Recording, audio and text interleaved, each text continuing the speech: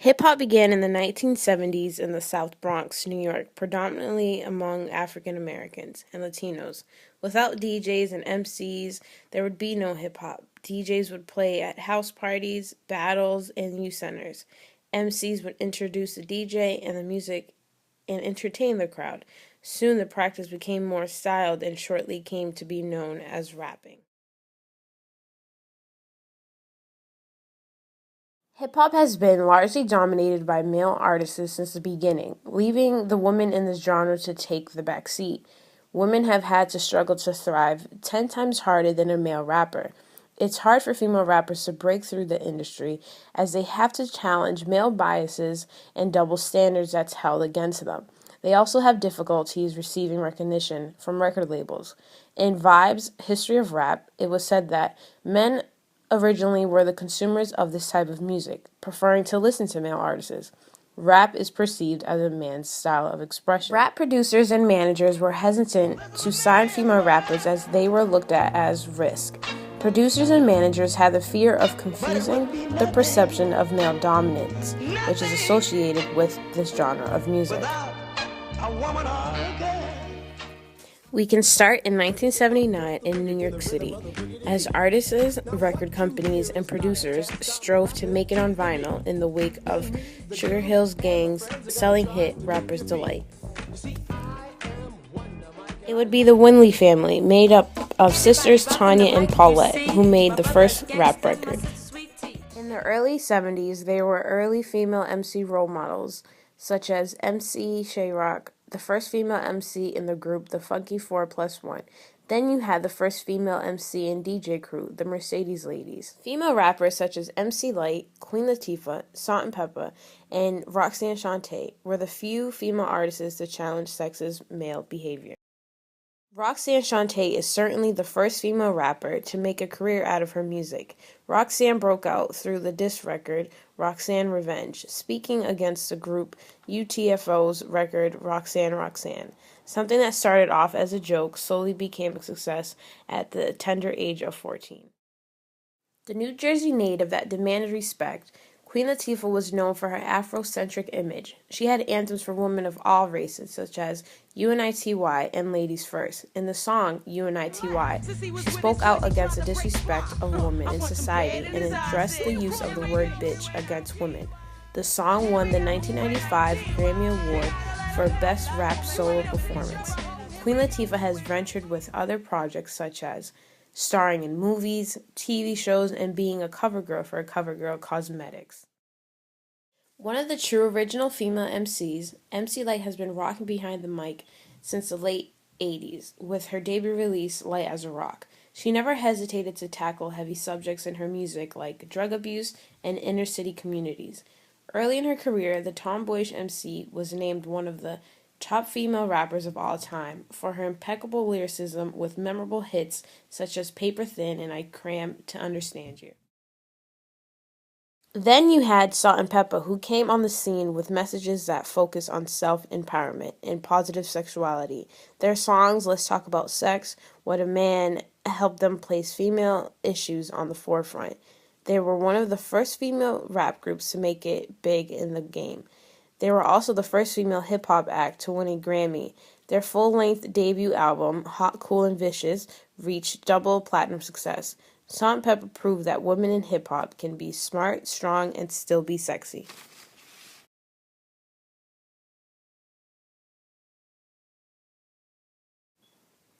The 90s was a time where the over-sexualization of women in rap began and eventually took the genre by storm. Led by Lil' Kim and Foxy Brown, a small group of women made a huge impact by using not only their overtly sexual lyrics, but their actual body. Rap vixen Foxy Brown, at the tender age of just 18, took the charts by storm with her hard-hitting, provocative lyrics and fashion sense. Her album, China Doll, was her best-selling, becoming the first album by a female rapper to debut on the Billboard 200. Former protege of the late great Notorious B.I.G., Lil' Kim has been the subject of controversy due to her bold lyrics of female sexuality. Her debut album, Hardcore, made it clear to listeners that she had sass and talent. She helped pave the way for women in hip-hop to use sex appeal. Lil' Kim commanded respect from both men and women. Her album, Naked Truth, was the first album by a female artist to be given the accredited 5-star Mic rating by The Source magazine. She is the only other female rapper besides Missy Elliott to have one RIAA certified double platinum album and 2 platinum albums. There were 2 major success stories who used new methods to achieve mainstream attention. The late 90s were dominated by Missy Elliott and Lauryn Hill. 5-time Grammy winner, singer, and record producer, Missy Elliott started as a songwriter for the 90s R&B group Jodeci. She received her big break for her verse on Gina Thompson's 1996 single, Things You Do. You ain't ready for Puff Daddy. Beware, how dare he make the remix so deadly? Pizzazz, Guma be my pal like Shazam. She is known for a series of hits and unique videos, including The Rain, Hot Boys, Get Your Freak On, Work It, and Lose Control. With record sales of 7.6 million domestically, she is the only female rapper to have 6 certified platinum albums, including 1 double platinum. Lauryn Hill, once the lone female member of the Fugees, came onto the scene with her aggressive rap style but heartfelt singing style. She was a commercial success in both the hip-hop and R&B world. She launched her first solo album, Miseducation, in 1997. Hill wrote and produced each track on the album. Her songs spoke on her own life experiences, such as To Zion, discussing her pregnancy, which was the first time a female artist brought up motherhood in their songs. Lauryn Hill also spoke about the politics within the Black community in today's society. In 1999, Miseducation earned Hill 5 Grammys, making her the first woman to win 5 Grammys in one night, as well the first to be nominated in 10 different categories. As her fame continued to grow, Hill suddenly disappeared from the music scene for several years, stating that the fame and industry was too much for her. Lauryn Hill has become a legend in not only hip-hop, but in music history.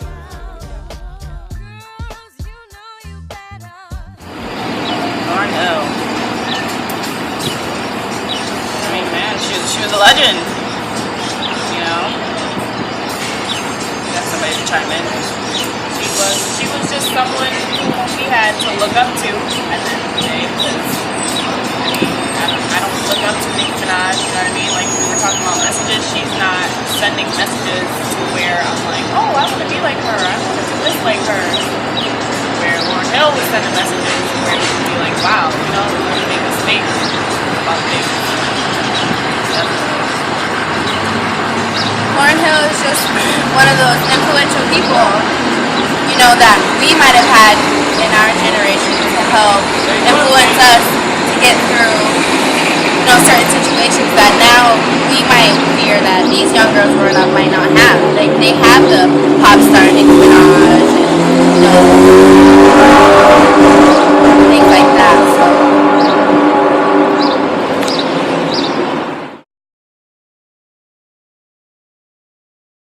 Since the 1990s, females with sexualized images such as Lil' Kim, Foxy Brown, and Trina were the female MCs with the strong and consistent sales figures, which resulted in the major labels seeming to only have interest in promoting and supporting those female MCs with overt sexual images. Record labels found that they're the most profitable ones. Lil' Kim tried to compare her sexual images and lyrics to feminism and independence. She has stated in numerous interviews that her songs gave women the chance to express their sexuality and feel liberating. Now, women are held on different pedestals than men, but one must question their attempt at independence. How can it be called feminism when these same female rappers allow men to tell them their style of clothing? How can it be called independence when these female artists exploit men for money and material things within their lyrics? Push me to the limit, get my feelings, get me open. You wanna be my main girl, don't you? You wanna live between my don't you wanna see me with the girl? Blow up spots from bitches. Bring up the fear, look shot through the air. I respect that these female rappers took a stance to create a sense of independence and a liberating image, but it turns out that practically all of them, or at least the most popular of them, are ideologically dependent on the male dominance in a figurative sense. Vibes. A lot of times before a female to get put on, you got to be Missy, you got to have Timberland with you. You know, you got to have Biggie if you Lil Kim. It's real like that. You know, it's you know, let's call it what it is. It's sexism in the business. You know what I mean? And women are not supported the way dudes are. And a lot of the women I've seen have more talent than the dudes as MCs. And this is just historically, you know, but they've had success when they've had a male counterpart. Being endorsed by a male rapper increases the chances for a female rapper to be recognized by a label and commercially successful. Ted Lucas, CEO of Slip and Slide Records, once said, "Whenever possible, they want to invest in an established brand and increase their odds of winning."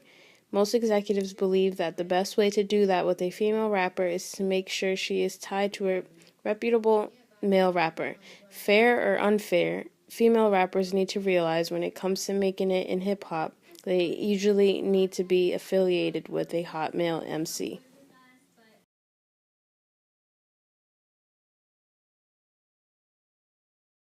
Entering the new millennium, there were virtually zero female rappers on the charts. Many female rappers started to disappear due to personal or legal setbacks. Women in the rap game were becoming a dying breed.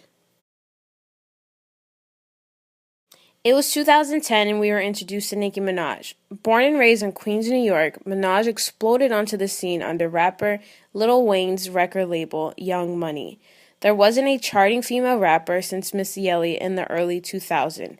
Nicki Minaj has created a style of rap that has pushed through pop music, which resulted in huge profits. When compared to others with just 2 albums, she is named the most successful female rapper of all time. Her debut album, Pink Friday, became the second highest debut week in history of female rap, with 375,000 copies sold. The previous holder of the highest first week sales for a female rap album was Missy Elliott's Under Construction with 260,000. Lauryn Hill sold 422,000 in the first week with Miss Education, but it was categorized under R&B and soul. Nicki Minaj has created a stir in the hip-hop community, being called a sellout for switching to pop, but as you heard, she's successful and profitable. She has a strong fan base called Barbies. Known for her different accents and outrageous outfits, Nicki Minaj has helped pave the way for a new wave of female rappers. From my hometown of Nashville, New Hampshire, I interviewed Jen Johnson, an inspiring female rapper, to learn more about her journey and difficulties of not only being a female in rap, but being a white female in the rap game. Jen Johnson, it's just me. I don't know, I think I keep it real. I rap in real life, I rap all the time. It's not a gimmick.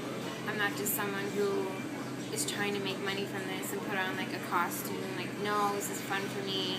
I really love hip-hop. I love making music. I love everything about it. So, I mean, I'm still new to the game or whatever. I haven't done that much, but on paper. But I think that I definitely have room to grow, room to go places. I meet more and more people all the time. I start networking. I think things are going well. I think that people should listen to my music.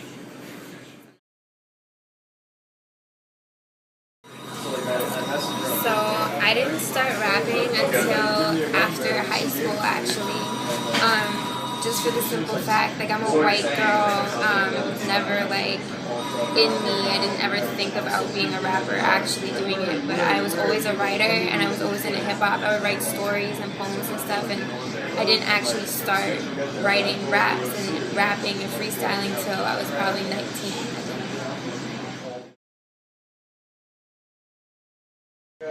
I have a million influences. I love Lil Kim, Remy Ma, as far as like female artists.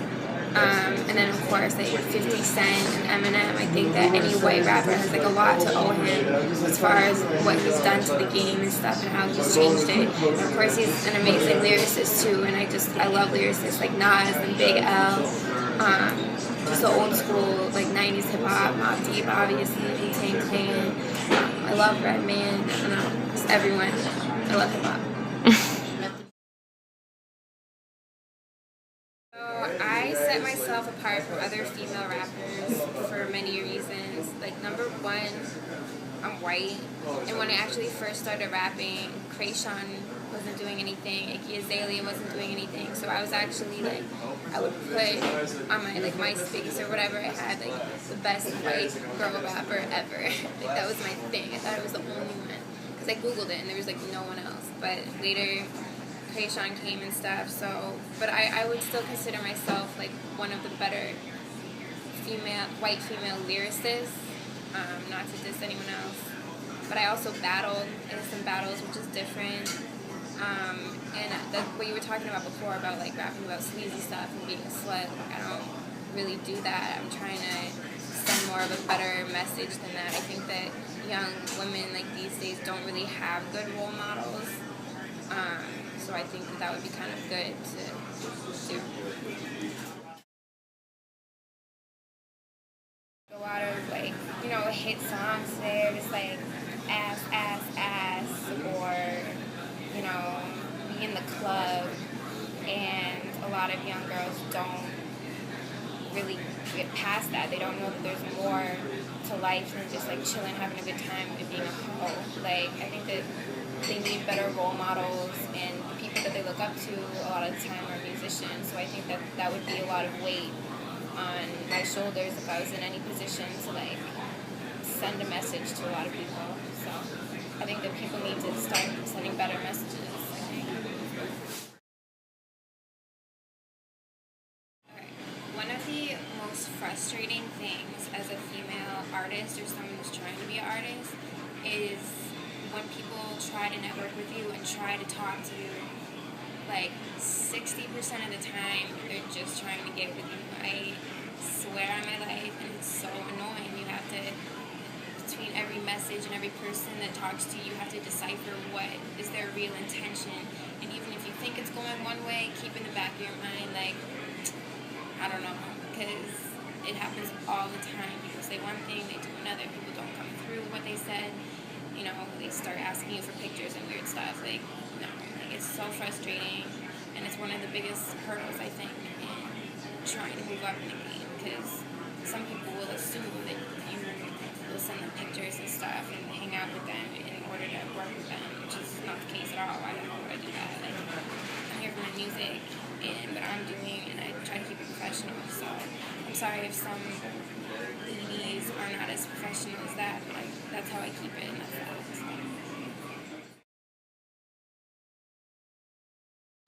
I don't really feel pressure to conform to a different image, for the simple fact that I think I'm unique enough. I don't know, I like the route I'm going.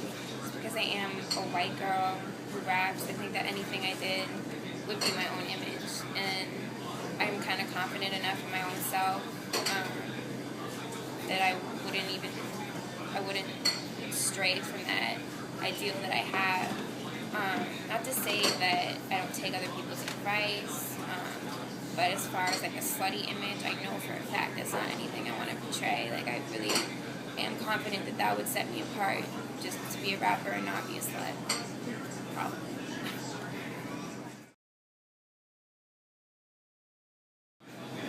So I'm still definitely new to the game or whatever, but I'm still like perfecting my style or finding what is the best style for me. But typically I really like lyricism, and I have to be saying something. I don't like just like meaningless rap or like saying dumb shit. That's my style, I guess. I don't know. You get a ton of stuff, like the comments, like be in the kitchen, or people who say, oh, I watched your battle on silent, and whatever, stuff like that. But that's fine. Like, you just have to understand with what you're doing, whatever you're doing, you're gonna get flack from someone about what you're doing. So you just have to take it like in a humorous way. Like, it is funny. I am a female who raps. Like, you don't expect it. It's like cool about me. So it's funny if you crack jokes about it. But you know, some people be like, oh, she's a whore. You know, there's just a lot of slutty female MCs, I guess. I don't know. Or that I'm like a lesbian, or I don't know, weird shit. I don't know. I don't care. Think what you want.